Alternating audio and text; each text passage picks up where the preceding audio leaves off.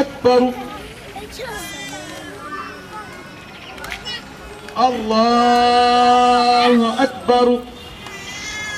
Abikiriza b'abasiramu borekera kwetumbita kwabo bwe bagumize n'ubu gavumenti eresire enkora ya parish development model babasa butaganyurwamu ahabw'okuba ediini yaabo terikwikirizana n'okushaba amagoba. يذكر من يخشى ويتجنبها الأشقى.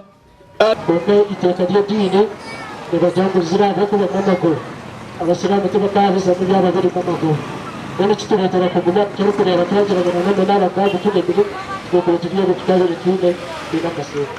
Okugaruka mu kwetumbita kwabo Minisita Chris Baryomunsi araganise kutwara enshonga zaabo okureba gavumenti yaba yamba baganyirwa mu ntebe kanisa ya parish development model. Program za gavumenti uko kubasa korengana ni imwe benyikiriza ahubwo abantu abo turi kuhereza n'abantu bamwe abo gavumenti iri kuhereza nabo uri kuhereza kurabira mu giti n'abantu bamwe bari tukakwata tukuta cyangwa abantu bedu abantu kere ntambo bakaruga mu mberezi barimo bakabasa okubaji.